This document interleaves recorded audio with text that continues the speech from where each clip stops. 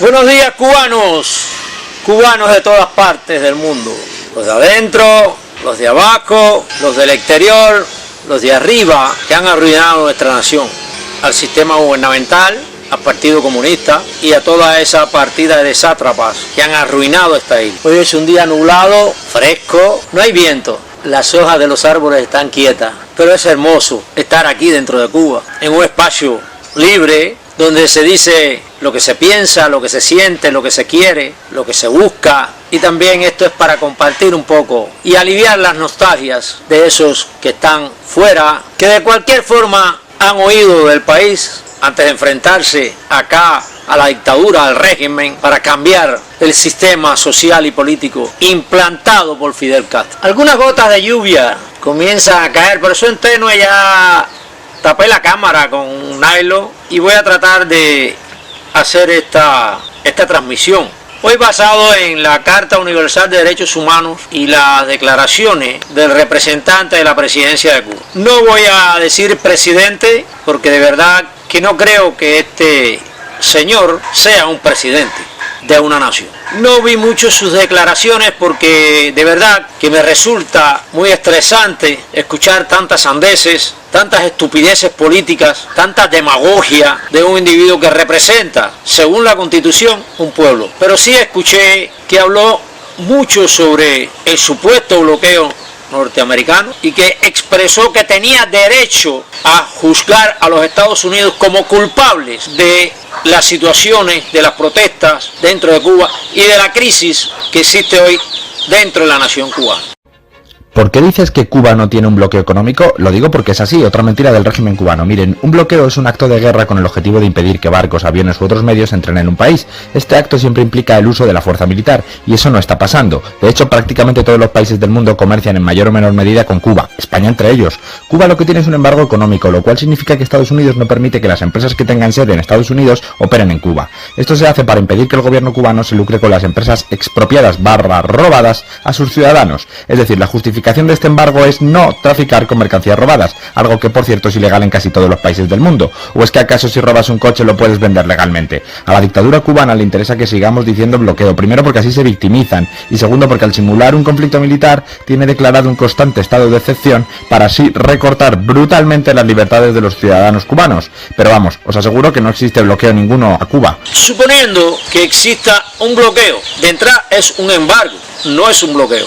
Pero bueno, suponiendo que exista un bloqueo y que exista el embargo, tendríamos que ver por qué se estableció ese embargo a Cuba. Dos razones principales. Una, que Fidel Castro ascendió al poder y se robó las propiedades norteamericanas que habían aquí en Cuba. Pero además, la de los cubanos también. Por la fuerza, se decía intervención, sí, intervención por la fuerza. Y segundo, no estableció un régimen democrático, como planteó Fidel Castro como uno de los objetivos, por lo cual él hacía la lucha violenta en contra de la dictadura de Batista. Pero bueno, vamos a suponer que sí, que exista un bloqueo. Y quiero aclarar que la ley Torricelli, la Gerbulto y todo eso no se ha llevado como están plasmadas en los documentos. Vuelvo a decir, vamos a suponer que exista un bloqueo. Y el bloqueo le da el derecho al régimen para... De inmediato se formaron los clústeres de todos los contrarrevolucionarios, los políticos, toda la gente que constantemente están denigrando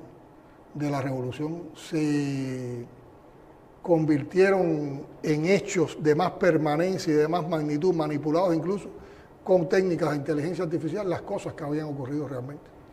Cuando vemos la confrontación entre esas dos Cubas, nos damos cuenta también de la perversidad que hay alrededor de todo esto. Y ratifica en nosotros la convicción de que todo esto responde a toda una plataforma que busca el estallido social en Cuba para acabar con la revolución.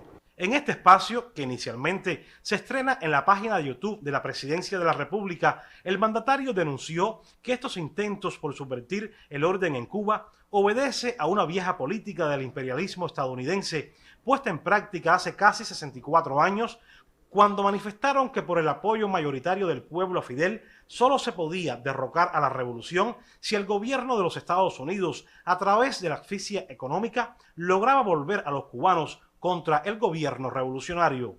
Una práctica que en estos momentos aplican más que antes con el recrudecimiento del bloqueo y la inclusión de Cuba en la lista de países patrocinadores del terrorismo. Es muy perverso que ese país, ese gobierno, que te aplica un bloqueo genocida y criminal de más de 6 décadas, un gobierno que te cerca toda cualquier negociación comercial o económica que tú trates de hacer. Presionan los barcos, presionan los bancos, presionan las agencias aseguradoras, aplican leyes ilegales y extraterritoriales como Torricelli y la ley Helm-Burton. Tratan de ahuyentar a los inversionistas, presionan a los países que quieren tener relaciones con Cuba, cierran las puertas a los créditos, a los intercambios y además nos cerraron los ingresos en remesa. Y como si fuera poco, prohíben que los ciudadanos norteamericanos vengan a Cuba de turismo. Ese gobierno que actúa de esa manera y que eso provoca carencias importantes de combustible que inciden en los apagones en Cuba y carencias importantes de alimentos, medicamentos, materias primas, insumos para nuestras principales producciones de bienes y servicios que entonces no podemos poner en disposición de la población, va a decir que no es culpable de todo esto. ¿Dónde está la vergüenza de ese gobierno? ¿Dónde está la vergüenza? ¿Cuál es la mentira que está diciendo Cuba sobre eso? Mientras exista bloqueo, mientras haya bloqueo recrudecido y mientras exista la inclusión de Cuba en una lista de países que supuestamente apoyan el terrorismo, nosotros tenemos todo el derecho soberano de culpar al gobierno de los Estados Unidos. Yo quisiera preguntarle a este señor, ya que habla tanto de derechos, de que Cuba tiene el derecho a culpar a los Estados Unidos, de que Cuba tiene el derecho a esto, de que tiene el derecho a lo otro. Yo le quisiera preguntar a este oportunista si el hecho de estas situaciones con respecto a los Estados Unidos da derecho a todo lo que hizo la revolución.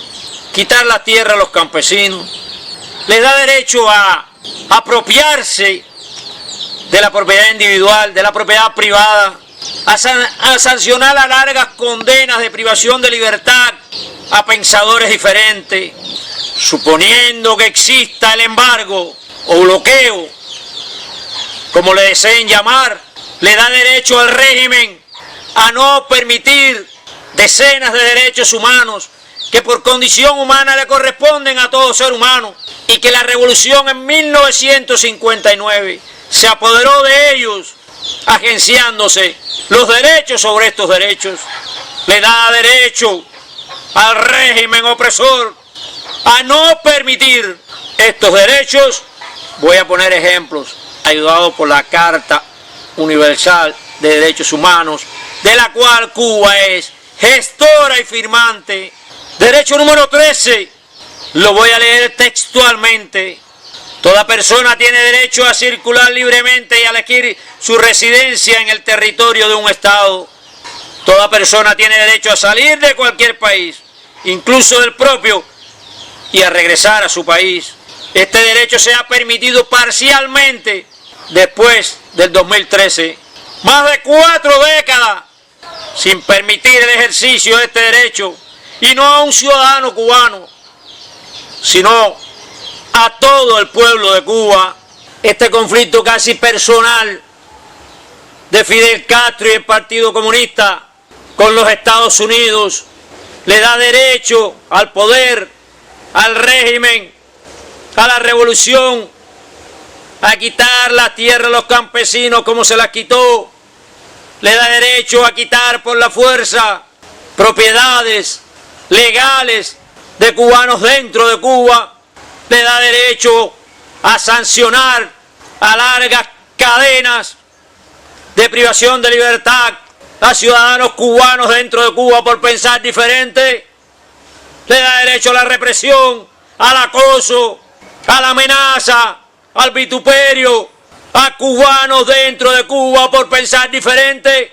En el 2003, 74 hombres y una mujer fueron sancionados, cuya suma de sanciones en años pasa el milenio, por solo enfrentarse al régimen, reclamar la democracia, ejercer sus derechos humanos con una pluma, con papel, con la palabra Esas eran sus únicas armas de combate, ya que el señor Díaz-Canel habla de derechos, de que él y Cuba tienen el derecho a cuestionar a los Estados Unidos, a culparlos de los reclamos que está haciendo la nación cubana o lo que queda de nación cubana dentro de Cuba.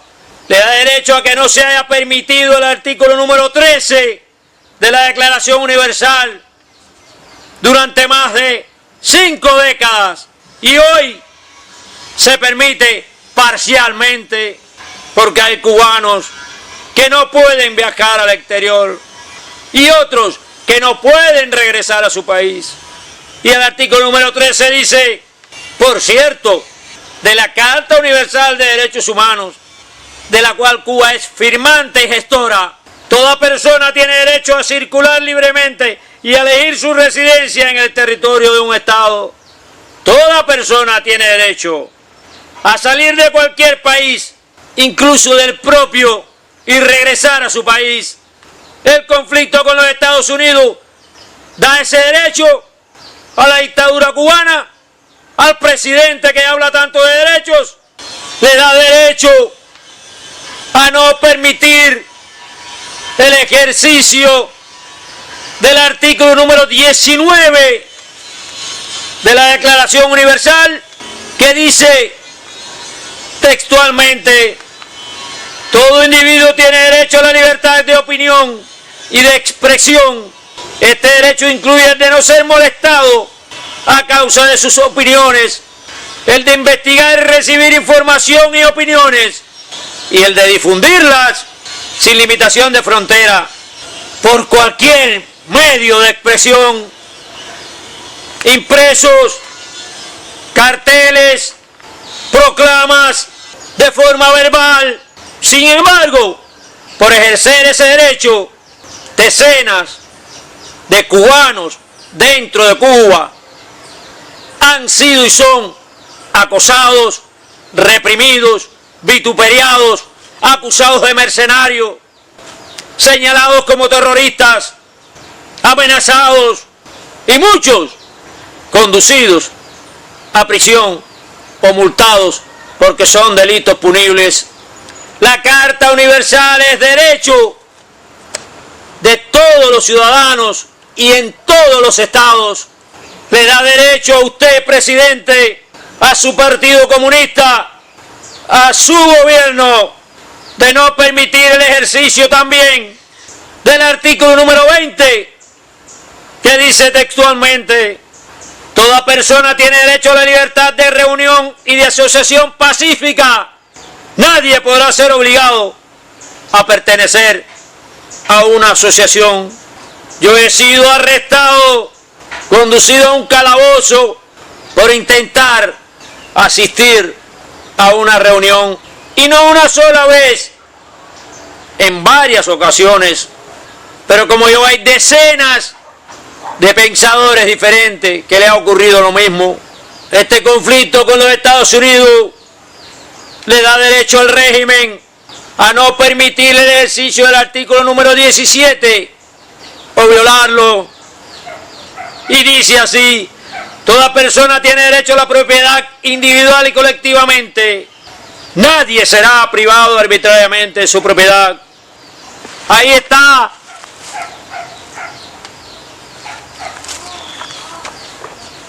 Vinieron todos, policías uniformados, agentes de la seguridad, de la contrainteligencia, y me quitaron todo lo que tenía: mi laptop, mi moto, mi trípode, mi cámara, las memorias y el dinero que tenía en la billetera, que eran 5 CUC nada más, pero era una fortuna para mí.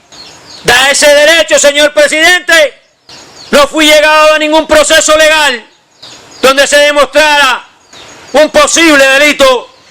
Todo por ejercer el artículo número 19 de la Declaración Universal. Usted es un burdo tramposo, señor presidente Díaz-Canel.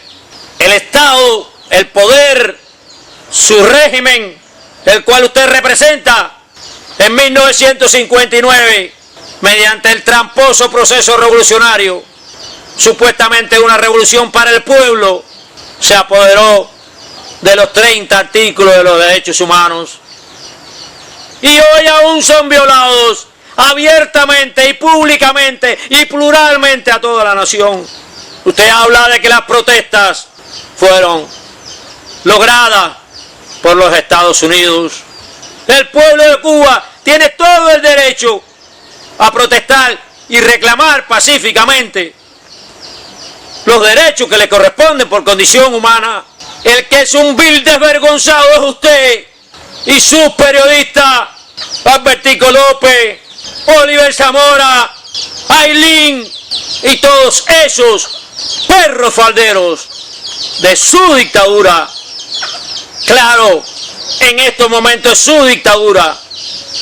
Hace algunos años atrás, durante todos estos 60 años, era la dictadura de Fidel y Raúl Castro, pero ahora es suya, porque usted supuestamente es el presidente de Cuba.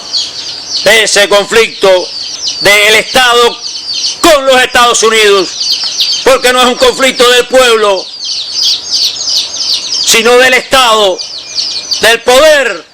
Ese conflicto que comenzó Fidel Castro en 1959, engañando al mundo y a la población con un Estado de Derecho, de democracia, de justicia, que podía haber tenido las ideas, pero que ha fracasado completamente. Eso le da derecho a haber destruido la producción agropecuaria, le da derecho a la negligencia, la insuficiencia, el desastre en la economía del país. ¿Quiénes fueron los que ocasionaron eso?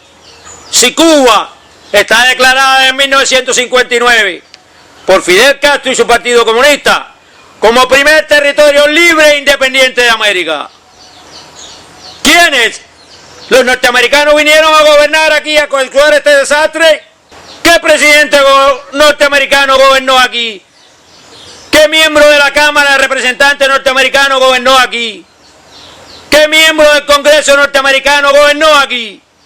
Los que han gobernado han sido ustedes, Fidel Castro y el Partido Comunista, y toda esa partida de sátrapas que aún se aferran al poder, a disfrutar de las mieles del poder, y no les interesa el progreso de la nación. No les interesa tampoco la unión de todos los cubanos, porque Cuba es de todos los cubanos, la calle es de todos los cubanos, no de los miembros del Partido Comunista nada más. Hay que admitirlo así. Ustedes son indolentes, todos, al sentir del pueblo. ¿Les da derecho a eso, señor presidente? A la discriminación, a la exclusión, a la desintegración de familias, culpando siempre al vecino. No, señor presidente, no tiene derecho a culpar al vecino. Si usted vive en un barrio y toda su familia o el 90% le sale desordenada, no puede mantenerlos económicamente, no puede darle una dirección adecuada, no culpa al vecino. Usted es el dueño de casi el dueño de su familia. El vecino puede influir, pero no determinar. Las causas de esta crisis, de estas ruinas de país, no están en los Estados Unidos, están en la forma de gobernar el país de Fidel Castro, su Partido Comunista, y ahora usted, señor presidente. Usted y los que componen el gobierno, que no quieren entender que el mundo evoluciona, que en Cuba hay que integrar a una democracia, que el pueblo está inconforme y por eso es ingobernable. Pero y para concluir, suponiendo que en realidad que exista un bloqueo, le da derecho a que de esta Carta Universal de Derechos Humanos se violen o no se permitan más de la mitad de sus artículos, siendo Cuba gestor y firmante. ¿Le da derecho a eso, señor presidente? Usted habla de derechos y, como usted dice, los desvergonzados no son los Estados Unidos, ni es el representante de la embajada norteamericana, el desvergonzado de usted y su partido comunista. El pueblo tiene derecho a exigir en marchas pacíficas, a protestar en marchas pacíficas, a reclamar en marchas pacíficas. Todo el derecho lo tienen. Y ustedes no tienen el derecho de reprimirlo, ni de acosarlo, ni de encarcelarlo, ni de amenazarlo por eso. ¿Qué derecho le da a un régimen a las amenazas que hacen sobre activistas, sobre periodistas independientes, sobre comunicadores, de que los van a encarcelar, de que los van a multar? Yo no soy el único controlado por la contrainteligencia. ¿Usted tiene derecho a eso? ¿El régimen tiene derecho a eso? No. Lo hacen porque tienen la fuerza y el poder. ¿Por qué aquellos activistas, periodistas, pensadores, pacíficos en todo momento, tenemos que permanecer acosados, excluidos socialmente, bueno, además de políticamente, con vigilancia constante o intermitente, pero con vigilancia siempre? Usted que habla de derecho, contésteme. ¿Tiene usted y el régimen derecho a eso? ¿A que no exista una prensa libre e independiente? ¿A que no existan partidos de oposición legalizados dentro de la Constitución cubana? Esos son derechos de dictador, de dictadura, ni de presidente ni de gobierno. ¿Por qué no hay legalizados partidos de oposición dentro de la nación cubana y dentro de la Constitución? Contésteme, ya que habla tanto de derechos, o que conteste Humbertico López, o Oliver Zamora, o Ailín, todos esos que componen su séquito de periodistas tramposos y mentirosos. Todo eso es por culpa del bloqueo. Por culpa del bloqueo, usted masacra a su pueblo, ¿verdad? Pero por culpa del bloqueo, eso es burdo. Es como si yo sancionara, reprendiera, negara libertad y derecho a mis hijos porque tengo conflicto con el vecino. Sacrifico a mis hijos porque tengo conflicto con el vecino. Cuando el vecino arregle el conflicto, ya yo dejo de sacrificar a mis hijos. ¿Qué acto más perverso? Contésteme estas preguntas, señor presidente, ya que tengo el derecho de preguntárselas. Y lo invito a que me permita entrevistarlo, porque tengo ese derecho y usted tiene el derecho también de hablarme con respecto a su política y al desorden que ha logrado o que ha terminado de lograr en esta nación. ¡Viva la libertad! ¡Viva la Carta Universal de Derechos Humanos! Que a esa sí todos tenemos derecho. ¡Viva Cuba con democracia! Gracias. Hemos de volver a los compases sublimes del canto siboney, y la melodía india nos hará recordar el continental prestigio de la televisión cubana, porque añoraremos al contemplar los equipos electrónicos de Televilla, cómo el genio creador realizó la máxima expresión de la industria televisora, haciendo que Cuba fuera el primer país en el mundo capaz de recibir señales televisadas del extranjero en el momento mismo de producirse los hechos. Y esto, nada menos que 15 años antes de que se construyera el primer satélite espacial de telecomunicaciones. Además, las torres de CMQ Televisión enviaban sus señales a toda la isla de Cuba, incluyendo los cayos e islas adyacentes con precisión tal que se captaban plenamente desde el Cabo de San Antonio a la punta de Maicí.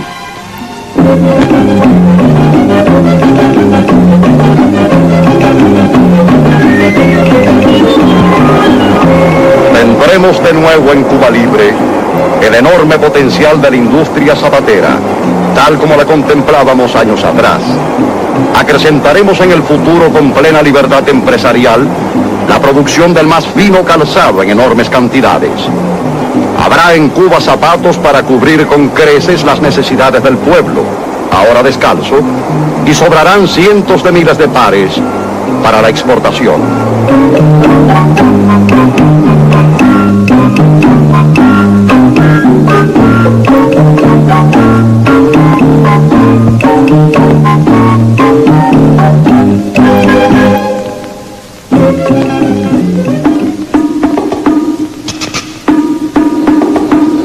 Como vemos, la ganadería cubana, productora de la más alta calidad de ganado vacuno y porcino, permitió también en el pasado de libertad democrática la creación y desarrollo extraordinario de esta pujante industria conservera, derivada, como otras muchas iniciativas industriales cubanas, de la agricultura nacional, altamente racionalizada, de la fertilidad incomparable del suelo de la isla, tanto como del constante empeño siempre creador de la inmensa mayoría de sus hijos.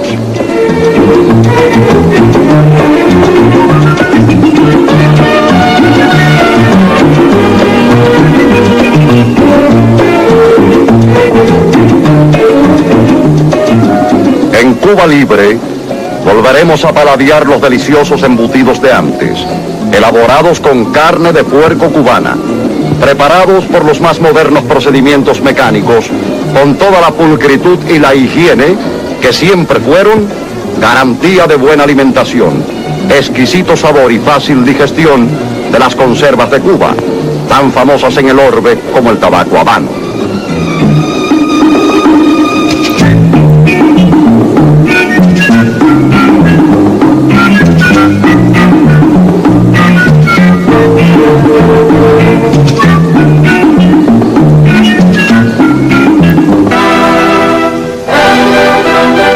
Volverá Cuba a ser Cuba, y el deporte no será jamás allí un objetivo político de dominio universal, ni una fórmula para introducir la subversión en los países libres de América, sino que cumplirá sus fines sanitarios, higiénicos y sociales.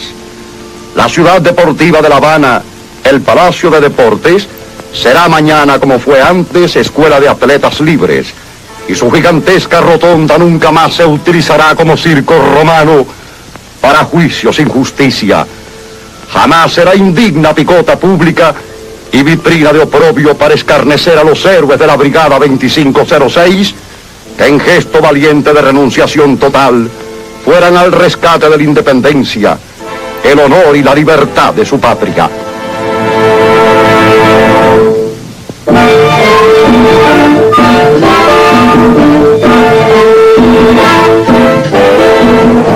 Yo volveré. Volveremos todos los cubanos para presenciar en el Palacio de Deportes de la capital y a través de todo el país los más reñidos combates de boxeo. Combates en el estricto sentido deportivo. Será así porque los entes infrahumanos habrán desaparecido. Las fieras habrán muerto unas, habrán huido cobardemente otras.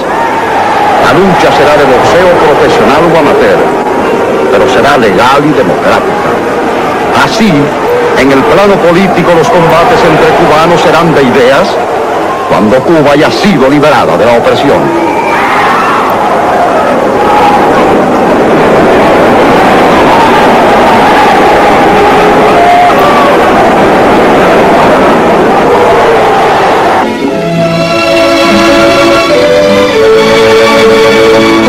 Vetusto Palacio Colonial del que todo lo diera por la libertad de Cuba, volverá a resplandecer el mercado de las flores.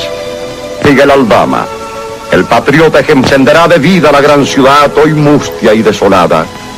Y las habilidades de la armonía criolla pondrán en cada hogar habanero un ramillete de rosas, de lirios, de azucenas.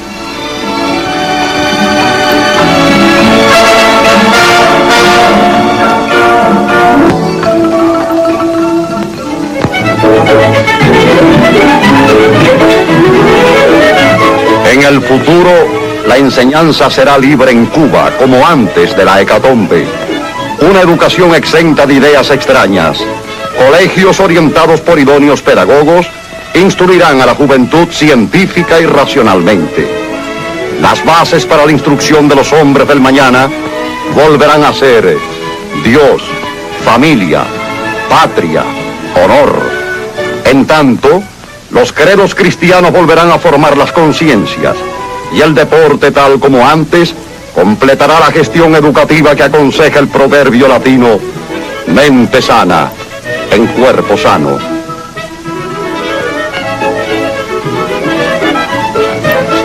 La cristiandad se manifestará. Cada quien, según su modo, rendirá pleitesía al único Dios. Los católicos tomarán la comunión.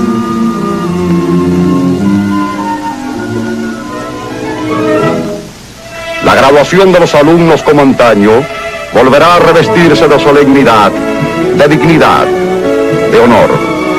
No será, como no lo fue nunca en Cuba Libre, un acto de propaganda política, sino ejemplo vivo de superación de nuestro pueblo, que rebosará de legítimo orgullo el corazón de los padres.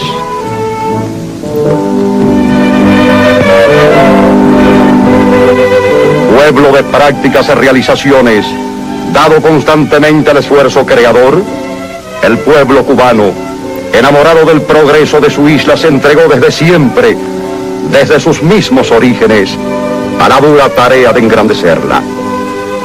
De esta manera, los hijos de Cuba, a partir de la instauración de la República, hace más de 65 años, se esforzaron por conseguir, y lo consiguieron, colocar a su patria entre las más avanzadas naciones de América. Una ininterrumpida gestión de beneficio público llevó a los regímenes democráticos, anteriores al Estado verdugo de hoy, al engrandecimiento de ciudades y pueblos mediante la constante urbanización de amplias zonas de la capital y de las capitales de provincia, llevando hasta el poblado más remoto los adelantos de la civilización. Carreteras, parques, calles, avenidas, alcantarillados vinieron a ser al parque caminos de piedra para la transportación de los frutos del suelo, caminos de dignidad y de decoro hacia el bien supremo de la patria. Obras públicas reproductivas, revertidas en el auge de la economía cubana y en el bienestar social y económico de los pobladores de Cuba.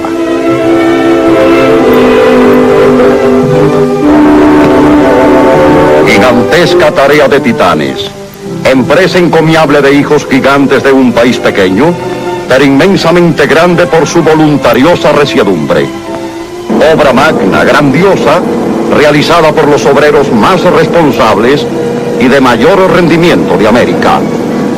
Gestión imponderable que está aquí, plasmada a todo color en este breve mensaje que es como un acta histórica de lo que Cuba fuera ayer y volverá a ser mañana.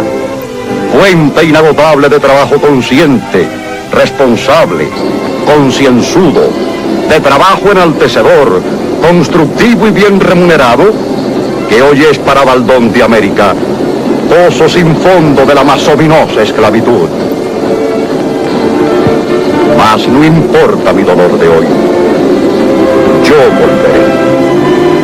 Volveremos todos los cubanos que aquí lloramos el crimen horrendo, la infamia sin nombre, perpetrado contra el pueblo vivo, contra el suelo querido que nos dio el ser.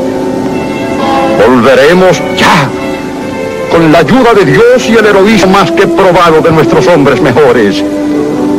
Volveremos tan seguramente como que existe Dios.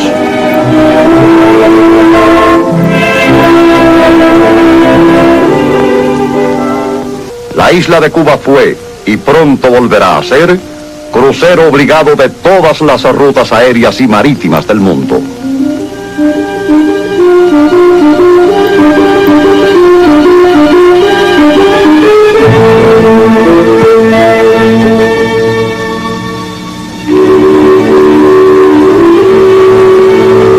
El Aeropuerto Internacional de Rancho Boyeros sigue usando el nombre Augusto de Martí como un escarnio a su sagrada memoria. Pero ya no se posan allí los jarros de acero del mundo libre sino los aviones del imperio que oprime a Cuba.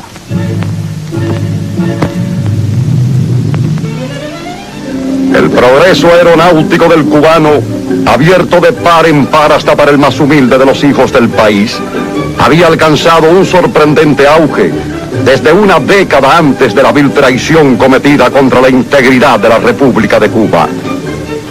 El nobilísimo campesino de la tierra feraz de la isla, el humilde agricultor, el honrado guajiro sencillo y dulce, generoso y bueno, tenía en la democracia cubana todas las facilidades imaginables para convertirse en un as de la aviación comercial.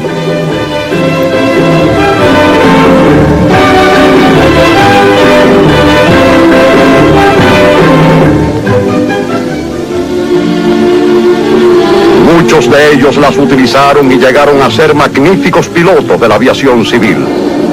Jóvenes de todas las esferas volvieron sus ojos hacia las alas del progreso, porque al efecto, para abrir a la juventud los caminos del aire, se crearon en todo el territorio escuelas de aviación como la nuestra, perteneciente al plantel de Aeronáutica Civil de San Julián, en la provincia de Pinar del Río, que fuera creada por la gestión social y humana del llamado Punto 4.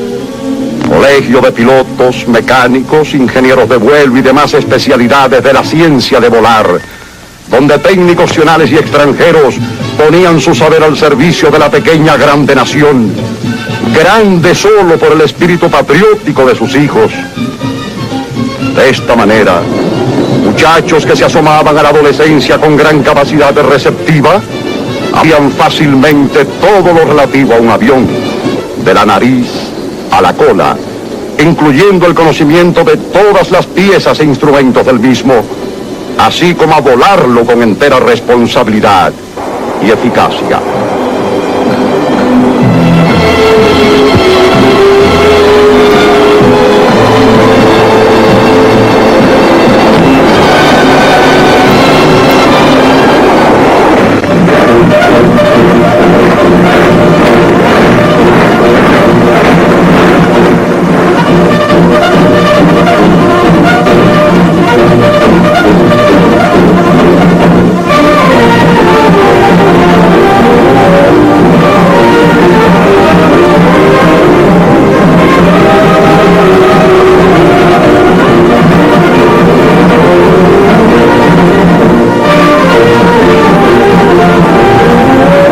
Quiso que Cuba fuera un rincón del paraíso y del propio cielo quiso hacer su hermosa bandera.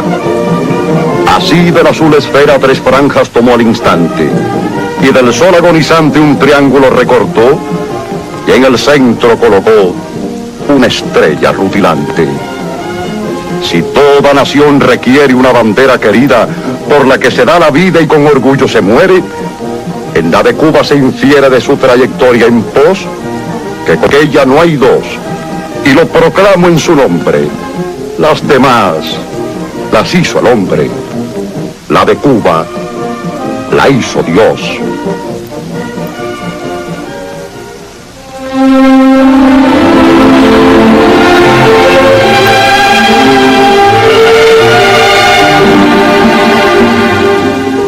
Educar es templar el alma para la vida, dijo don José de la Luz y Caballero, el filósofo y educador que nos enseñó a pensar.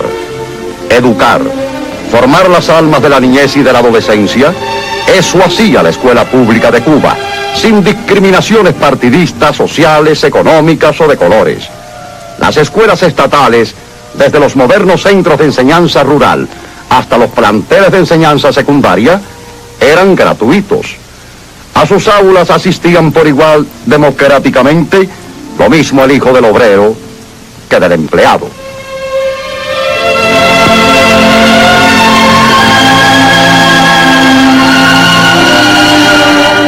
Además, el ciudadano tenía la libertad de enviar, si ese era su criterio, unos hijos a las escuelas del Estado y otros a las universidades privadas. Hoy no hay nada privado en Cuba, pero Cuba sí está privada de libertad.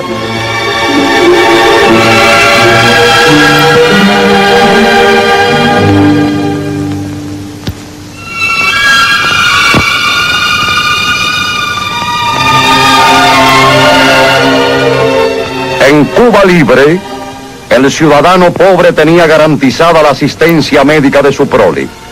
Desde el primer bajido, el niño era inmunizado contra las epidemias y sometido a un plan dietético que regulaba su alimentación al mismo ritmo de su crecimiento. En Cuba libre, democrática y soberana, la atención a la salud de la niñez, especialmente en los campos, sobre todo en lo referente a la profilaxis o prevención de enfermedades, no tenía paralelo en América. Cientos de dispensarios, de consultorios de hospitales rurales atendían periódicamente a la niñez, a la juventud, a la vejez.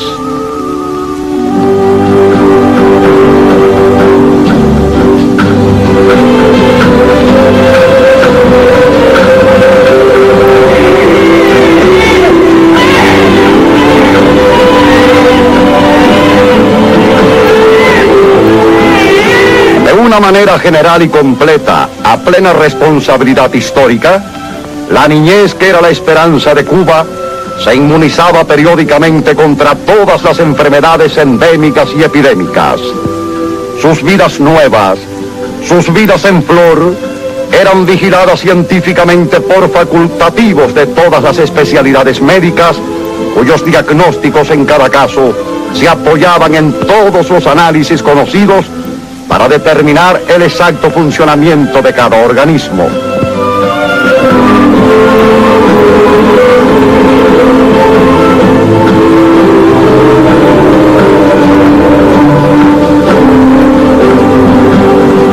Tanto las investigaciones químico-biológicas como los antibióticos, las vitaminas y demás reconstituyentes eran aportados al pueblo gratuitamente por el Departamento de Salubridad y Asistencia Social de Cuba. Nuestra patria se cruzaba con una vasta red de caminos que ampliaban potentes equipos mecánicos constantemente. Obras de beneficio colectivo iniciadas con una gran vía central y continuadas con circuitos por el norte y por el sur. Concreteras, grúas poderosas, camiones de volteo y principalmente cuadrillas de hombres enteros, de obreros calificados, horadaban montañas usando la dinamita para abrir nuevas rutas al porvenir de Cuba.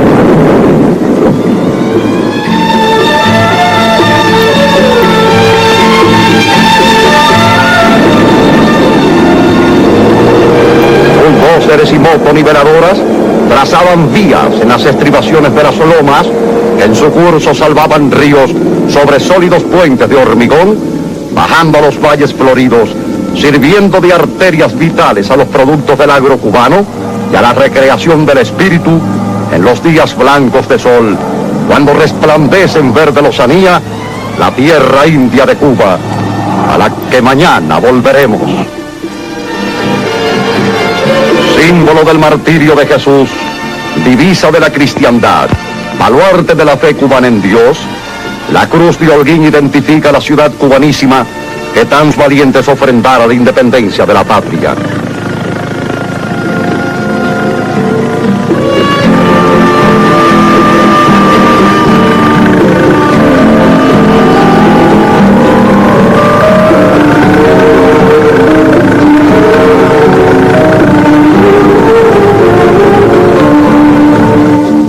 Cuando las antiguas ciudades de Cuba recobren su tráfico comercial de entonces, su vida económica, su vivir plácido y cómodo, y sus calles, sus parques, sus paseos vuelvan a tener la animación que proviene de la libertad, la cruz del Monte Calvario volverá a reinar sobre las almas. La dinamita facilita el movimiento de la tierra para la ampliación del aeropuerto de Santiago de Cuba, que nos abrirá sus amplísimas puertas al volver. Luego, de hinojos, ante la tumba del apóstol Martí, murmuraremos con los ojos húmedos: Maestro, hemos vuelto a conquistar la patria que nos diste. Hemos arrojado al amo extranjero de tu tierra para traerte como ofrenda la bandera que tanto amaste. Yo volveré a Santiago. Volveremos todos a extasiarnos en las maravillas naturales y en las reliquias históricas de la capital de Oriente. A recorrer con religiosa unción la cuna de Maceo, el titán de bronce de la libertad de Cuba.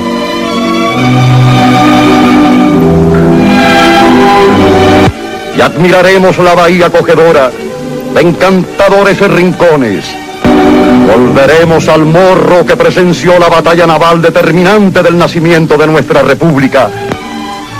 Volveremos, bajo el amparo de la milagrosa caridad del cobre, a emocionarnos con la que fuera primera capital de Cuba, orando de rodillas por la libertad democrática en Cuba libre. Retornaremos a la patria redimida de tiranos. La basílica metropolitana parece repicar con sus campanas la consigna definitiva: yo volveré.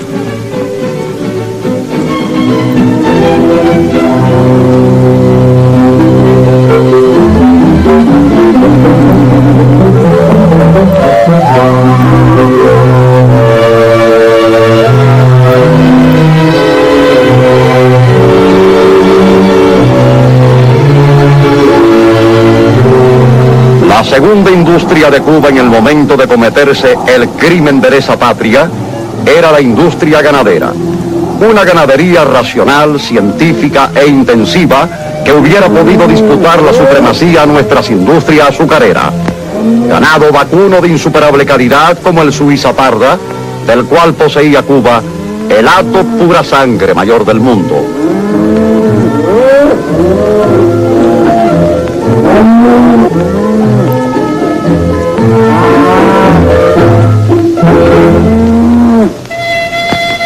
Tratadas por los más modernos métodos de la medicina veterinaria, las reses de la hacienda Baitiquirí se criaban, mejoraban y cebaban, sometidas estrictamente a control genealógico, determinando el pedigrí de cada una de las miles de cabezas.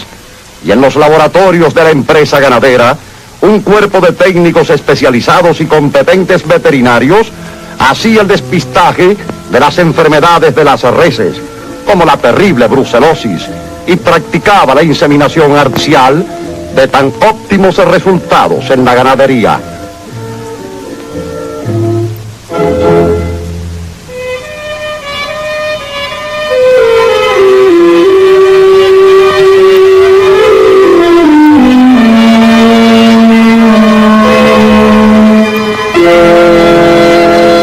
Un expediente por cada ejemplar vacuno mantenía al día la hoja clínica de cada res, es decir, un récord de cada animal. Porque años antes del golpe artero que destrozó su floreciente economía, Cuba exportaba ganado a los países de América.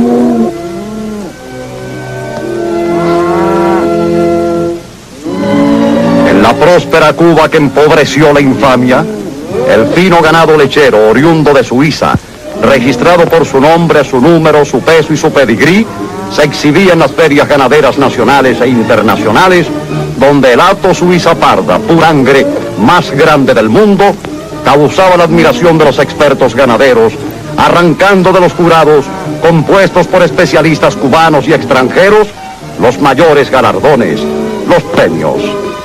Riqueza ganadera creada tras largos años, gentes esfuerzos, de pacientes estudios y de inversión constante de capital cubano. Volveremos para reeditar las glorias de la ganadería cubana y contemplar con satisfacción la entrega de premios al cubano Octaviano Navarrete por los triunfos de su selecto ganado Suiza parda y los trofeos que volverán a obtener tanto él como todos los criadores de prestigio.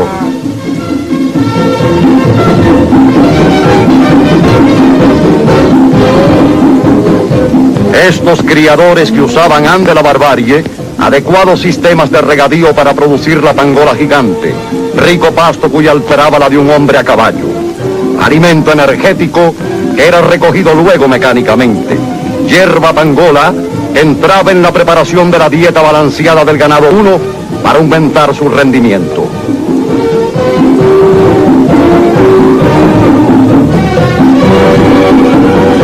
Ganado Suiza parda que se había adaptado plenamente a nuestro clima, vegetación y naturaleza, y que pastaba en los estiaderos de la Isla Feliz como si aquella fuera su tierra de origen.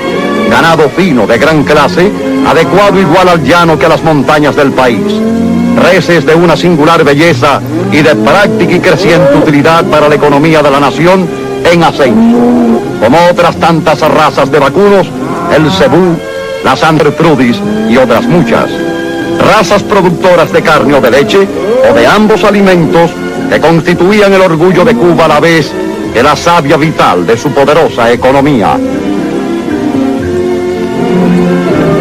Ganado vacuno del cual exponemos con legítima vanidad patriótica estos soberbios ejemplares, grandes campeones, a la consideración inteligente de la industria ganadera de América y del mundo. Por esto volveremos. Baracoa, yo volveré. Volveremos los cubanos amantes de tu gloria a rogar por la dicha de Cuba la cruz de la palma, a contemplar las rojas cerezas de tus cafetales. Cafetales del suelo prodigioso, industria del cafeto que producía anualmente más de 1 millón de quintales del grano estimulante en todas las montañas de la isla. Café, bebida nacional, sellado, lavado, secado y tostado en Cuba, que los cubanos tomaban sin medida y que ahora no pueden probar. Café que sobraba a la nación rica y próspera aún para exportar. Café que volveremos a sembrar, a recoger y a apilar en Cuba Libre. Café que mañana hará de nuevo al mercado de América y que se impondrá por su calidad y su exquisito sabor al paladar del mundo.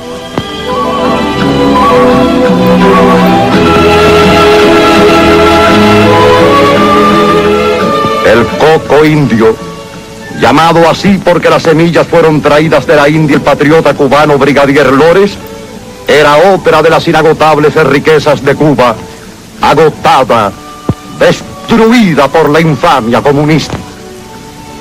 Cacao, el mejor cacao del planeta. Quien no haya paladeado el sabroso chocolate criollo que se elaboraba con las bolas de cacao de Cuba, no ha tomado el mejor chocolate del mundo. Quien no haya asistido a la fabricación casera de cacao hecho con la semilla del fruto en los hogares campesinos de las zonas sembradas de cacahuales, de cierto, no sabe qué es el chocolate. Hoy, arruinados los cacahuales de la tierra querida, los criollos cautivos en la cárcel de nuestra isla solo alcanzan, y no siempre, 1 onza de chocolate por persona cada 2 meses, y bombones jamás. La industria agrícola del plátano, conocido en América por el nombre de banano, fue también en el glorioso pasado de cubanas riquezas fuente surtidora de las que más nutrían la economía de Cuba. Las exportaciones solo a la costa sur de los Estados Unidos alcanzaron cifras fabulosas, y la flota platanera, que hoy está sepultada bajo las aguas de la ensenada de miel, nunca dio abasto a la demanda constante del mercado americano, siendo necesario para transportar los enormes pedidos de plátanos construir nuevas naves, también destruidas hoy, y utilizar también buques de naciones amigas. Cuba volverá a producir plátanos.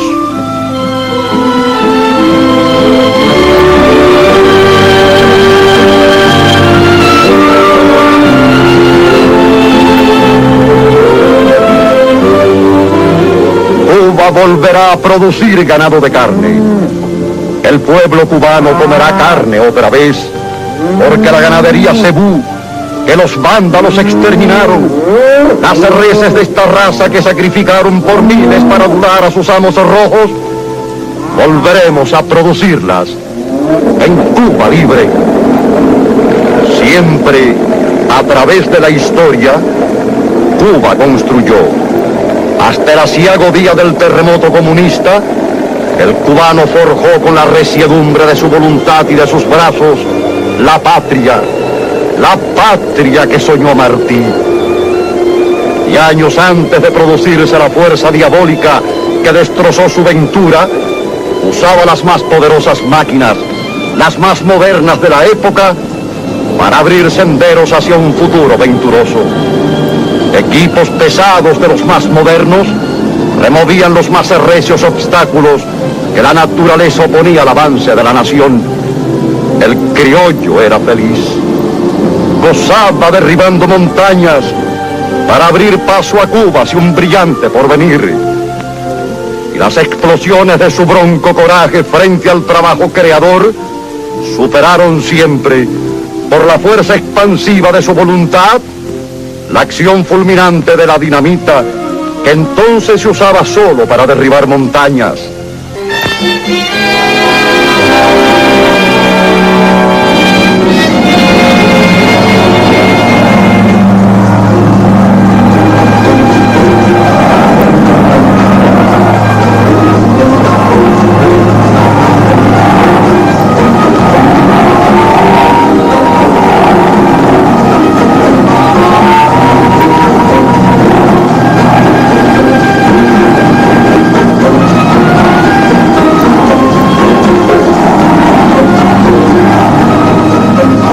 Volveremos venciendo todos los obstáculos, derrotando a la muerte misma. Volveremos con el amor a Cuba desbordando nuestras almas, una sola alma. Y tendremos como recompensa al sacrificio, que es además nuestro deber, la gloria de besar el suelo querido, conquistado por nuestro esfuerzo conjunto, por el conjunto de todos los esfuerzos, a sangre y fuego, a golpes de desinterés total por la vida, que no es vida sin la posesión de la tierra que nos dio el ser. Volveremos ofrendándole nuestra vida a Cuba, porque morir por la patria es vivir.